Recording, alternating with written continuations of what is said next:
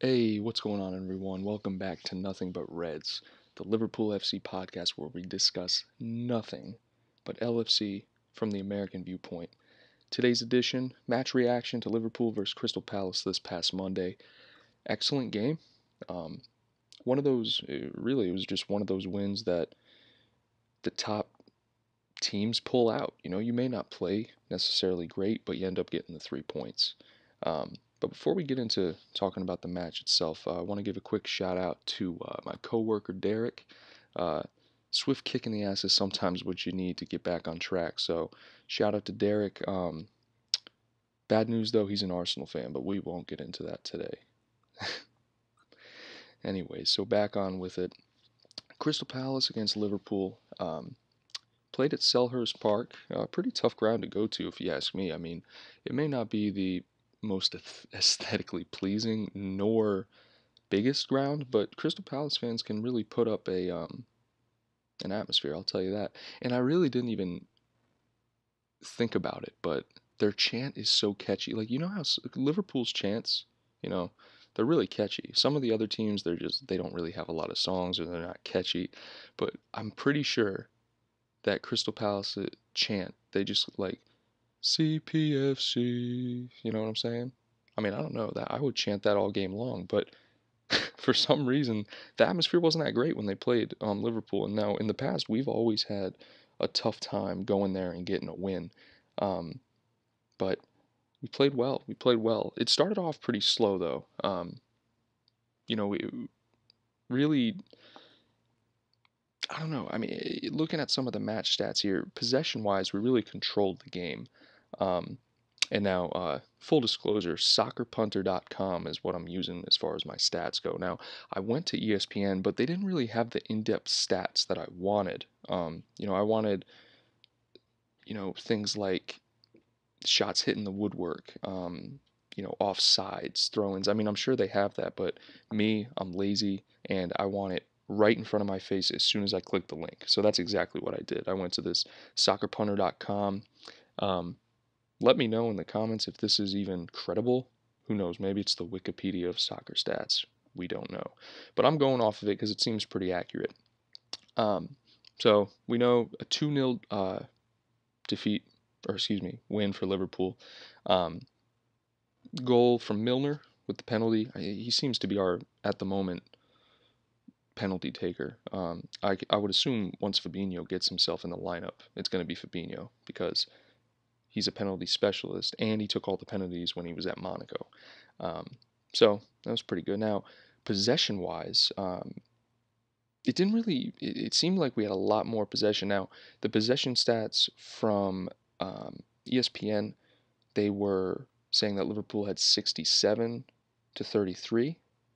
Um, and this site, soccerpunter.com, is saying 57% to 43% in Liverpool's favor. Now that seems okay, especially considering the back half of the last 25 minutes or so of the second half. It was mainly Crystal Palace. Liverpool were really all over the place. Um, but looking at this setup of the game, I mean, you notice Liverpool were obviously going to come out. We're going to press. We're going to attack. We're going to create chances nonstop for as long as we can. That's just the system that Klopp's instilled. He's really just all about creating chances. And if you look at the possession and the attacks, you wouldn't really see that. I mean, Crystal Palace were set up to. Roy Hodgson really had them set up to absorb, and then you had Zaha and Benteke ready for the counterattack, which you saw in the first half. I mean, they had clear counterattacks where, I mean, Gomez and Van Dijk just dominated the ball, really just read the play really well, but I'll get into that. So, attacks, 80 attacks for Liverpool, 68 for Crystal Palace, which obviously 12 more attacks for Liverpool, but if you look at it in terms of halves, how many attacks we had in the first half compared to the second half, we dominated in the first half. Many more attacks. Crystal Palace, of course, they gained that possession, um, about 8% more possession, ball possession in the second half, so that makes a lot of sense. Now, dangerous attacks. Let's look at this. It looks like we have 63 dangerous attacks to Crystal Palace's 47. Um, Now it's relatively um, it correlates well with the normal attacks. Now, if we look at shots on target, though, we have, I don't want to get this wrong. Looks like 4 for Liverpool, 2, um, and that goes to shots off target as well. So Crystal Palace, 3 shots off target. Liverpool, 7 shots off target. So Liverpool obviously took more chances, so therefore you're going to have more shots off target. You know, that doesn't necessarily mean that the shots or chances created were bad. It just means we took more shots. Sometimes we may have rushed it. That's really all that means. But shots on target, we had 4, Crystal Palace had 2. Now, adding that up, Crystal Palace only had 5 shots. Liverpool had 11. Now, if you remember, I could be wrong. I want to say it was he used to play for Tottenham, and now, of course, his name is slipping my mind. Let me just go and look. I think it was Andros Townsend. That's who it is. I think Andros Townsend had that rip, that curler from, I want to say it had to be 25, 30 yards out. Curled it and it hit off the crossbar. I believe this was in the first half. Allison looked like he had it covered, but man, what a shot. I really thought that was going in, and at first glance, to be honest with you, I didn't think it hit the crossbar. I thought Allison saved it, but when they played the replay, that ball had some bend on it. Honestly, it was a really good shot, but really that was the only shot that hit the crossbar. Now, corner kicks pretty even. Liverpool 7, Crystal Palace 6. Free kicks, though, this is I found this interesting, but it makes sense, and I'll explain why in a second. You have Crystal Palace's 15 to Liverpool's 7. Now, if you look at the style of play, obviously Liverpool are going to be pressing. They're a very physical team. We're constantly bodying players up trying to win the ball back. So that free kick makes sense. It also shows that the game was evenly refereed because naturally, if Liverpool had more free kicks when Crystal Palace's game plan was to sit back and absorb the pressure, then you can kind of look at the referee like, you didn't really call that game according to how it was being played, but more so maybe a little bit of bias, maybe just not focused on the game, etc.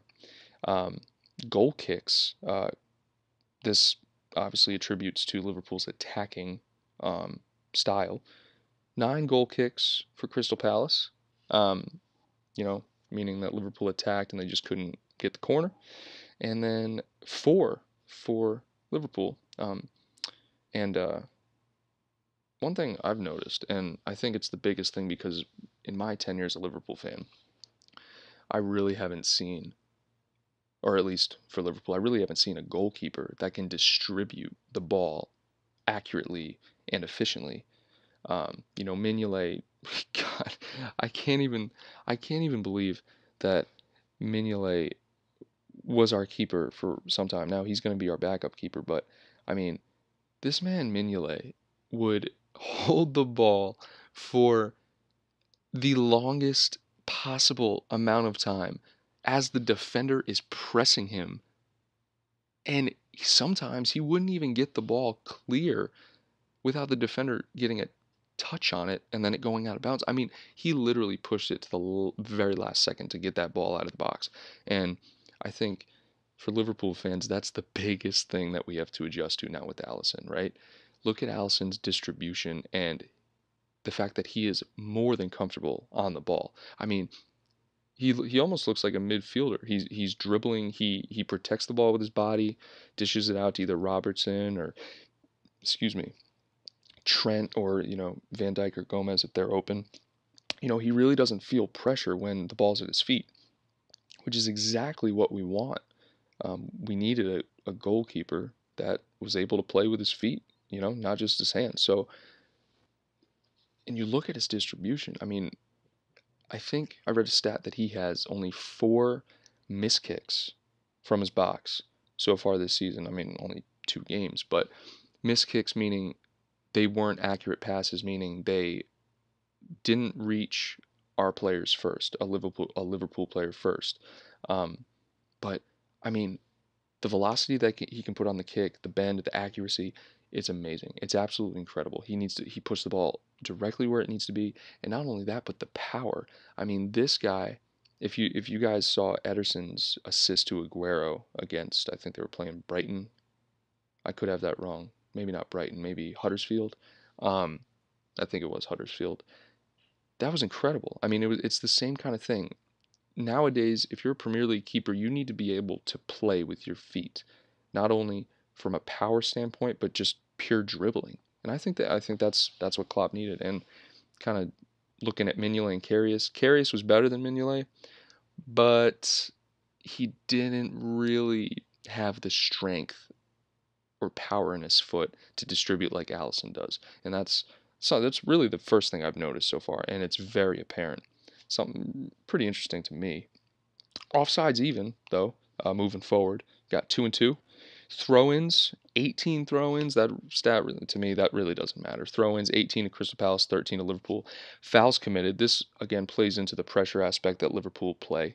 13 fouls to Crystal Palace's 5. All right, and then yellow cards, 1 and 1. And then, God, I gotta talk about. To be honest with you, I mean, I'm glad that you know Liverpool won. Obviously, I'm not going to complain about any of the calls, but that red card was soft. That red card was very soft. It was a breakaway. He had a clear path to the goal, but it wasn't. He didn't trip him. He may have made contact, but Salah, man, he did some flopping this past game. I'll be the first to admit that, and I'm sure people watching will say that yeah, it's a free kick. I mean, I'm not debating that. I'm just God, Salah. I get nervous when he flops. I don't.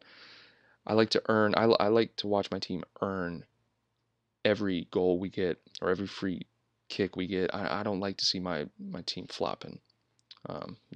That's just me. Now, obviously, Crystal Palace. They got. Let me see here. Looking at the table, they lost against us and they won their first game. So they're looking mid-table. Actually, exactly, they're 10th, and Liverpool are second. So it's interesting. The top six teams all have 2 wins, and then from 12th place down have no wins. And so it's a very that 7th to 11th spot. There's going to be a lot of variation there. Who's going to be in those spots? Obviously, I'm assuming we're going to see Watford and Bournemouth drop out of the top 6.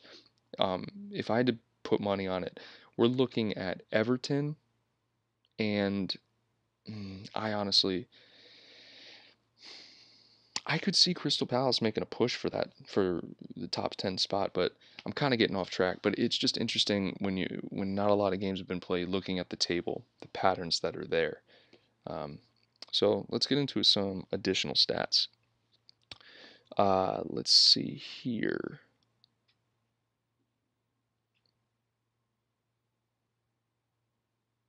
I mean, to be honest with you, stat-wise, we're just looking at the goals. So we got Milner scoring, and then, wow, I can't.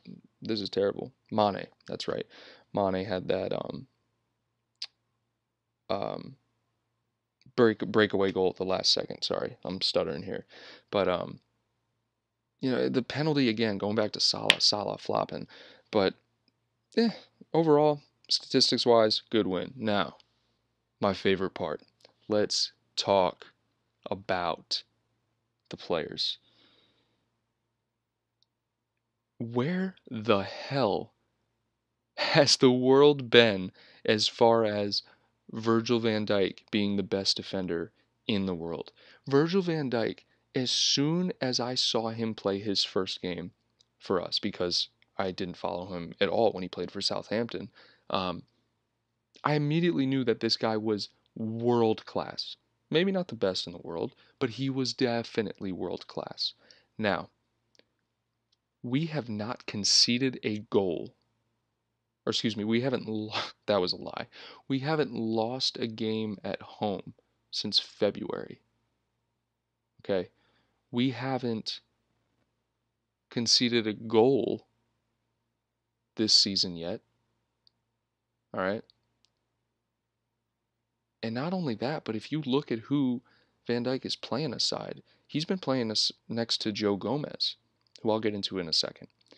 But I want to pull up stats for Virgil van Dijk because this man is on a completely different level. Completely different level.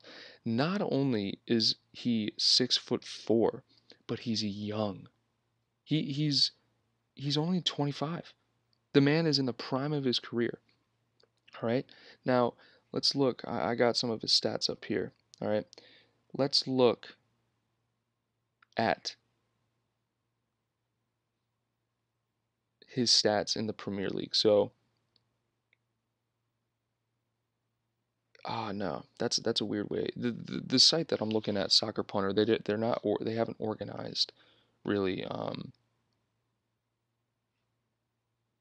They have it on every single competitive competition that he's played in, and they don't have it organized by year. So, for example, um, they have like Premier League, but it's 993 minutes for Liverpool, 993 minutes for Southampton, which means he played every minute of every game for, I don't know, I can't do the math right now, but or he played exactly half the season with Southampton, and I guess exactly half the season with Liverpool, which makes sense because he came in the winter.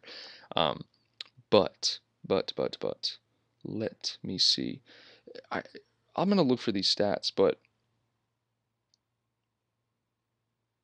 oh, 27, I guess. My math must be terrible. Anyways, so Virgil van Dijk, coming from Southampton, um, and then he played at Celtic when he was younger as well.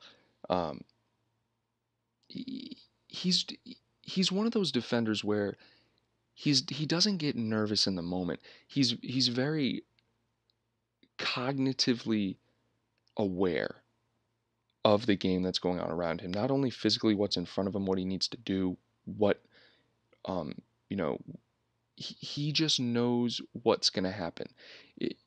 In terms of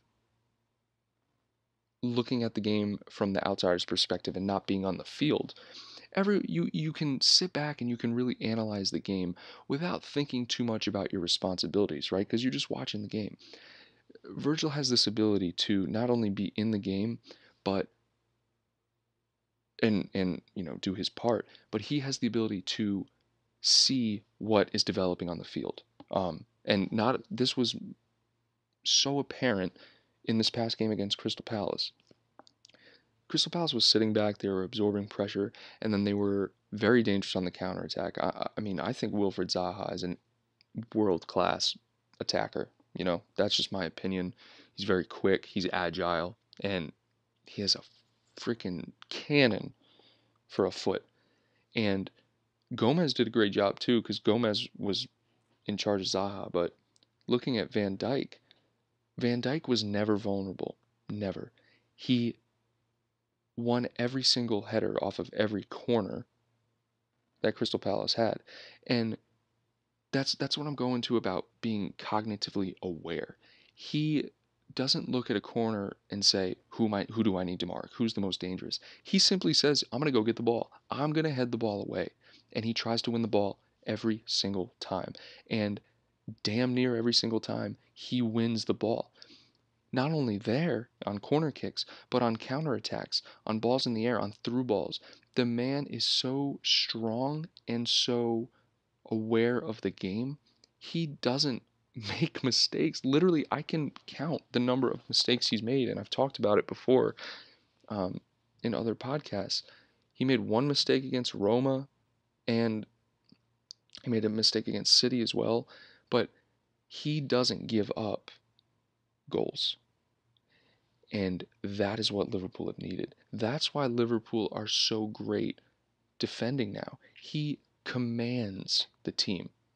He tells everyone what to do. He knows exactly what's expected of him, and he just flat out knows how to defend. It's instinctual with Van Dijk. All right? I will take anyone up on this, but watch Liverpool's defense prior to Van Dijk's arrival and then after Van Dijk's arrival. It's night and day. It's absolutely night and day. Now, going forward to how everyone's realizing now, like the pundits, they're like, is Virgil van Dijk one of the best defenders in the world? Yeah, no shit. We've known this. Liverpool fans have known this, okay? It's strictly biased. What people are just now realizing that Liverpool are a top tier team once again, okay? Everyone thought that last season was luck, okay? Klopp is building a unit, all right? And one of the biggest parts of this unit, of this force that's Liverpool, is Virgil van Dijk. One of the most key components is Virgil van Dijk. And I think what speaks volumes to him, and I'm pretty much only going to talk about Van Dijk because that's that's really what the headlines have been about recently, now that Salah's cooled off a little bit. He makes the players around him better.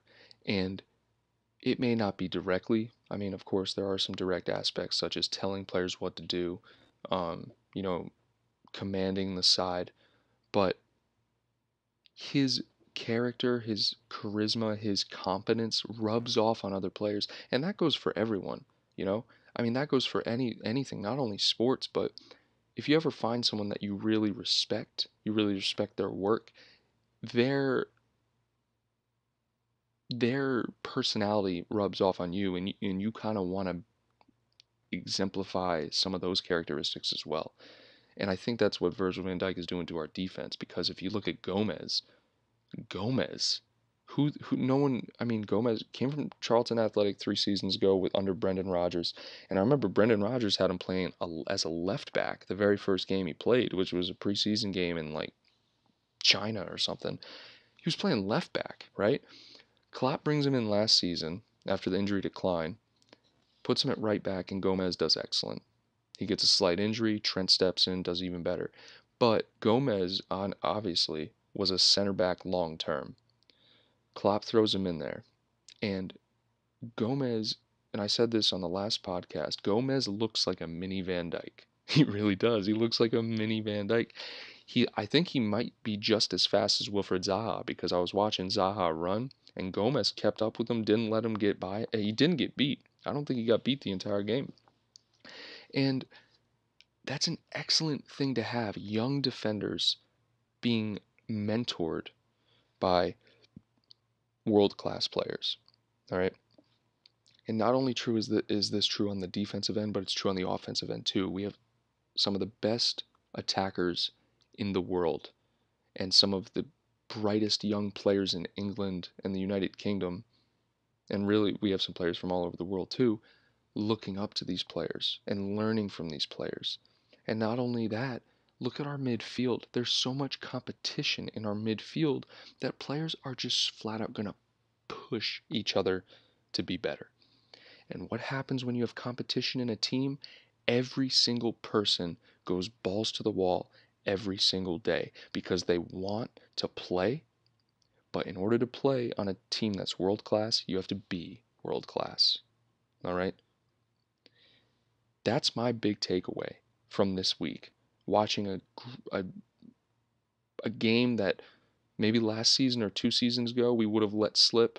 We may have drawn. We may have not scored that second goal, and we may have let Crystal Palace get one in. I mean, Benteke had a nice header in the second half that almost went in, but top teams pull out the 3 points where other teams can't. That's just how it is. And Liverpool go again Saturday against Brighton, I believe, and I'm excited to see that game because I think he's going to rotate some players now. I think Gomez and Van Dijk will start. I think Klein will start that game at right back.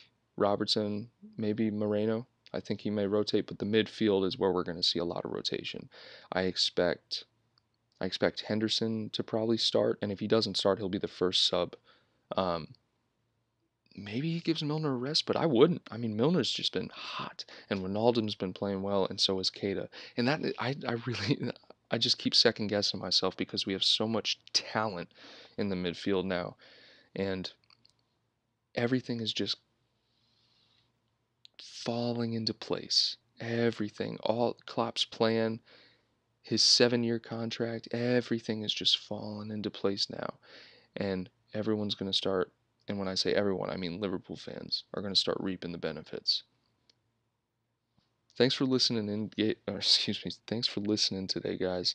Um, if you liked the podcast, drop a like. If you have any opinions that you want to share, feel free in the comments. I love talking football with really anybody. It's really the main reason I started doing this, is just because I want to talk about Liverpool. And you know, if you have any opinions on Liverpool, let me know. If you like what you hear, subscribe. Um, Going back to what I talked about at the beginning, a swift kick in the ass from a coworker sometimes all you need. I'm gonna do every week, obviously, a match review, and I'm gonna make this a weekly podcast. I think that would best suit me, and I think that would give me, because I'm not an expert, right? I'm just a passionate fan, and I just want to talk about my team. So a week will give me enough time to do that, and hopefully you guys will tune in every week, see what's going on with Liverpool, share your opinions, and all that jazz. All right, y'all. Thanks for joining. Hope you all have a good night. Take care.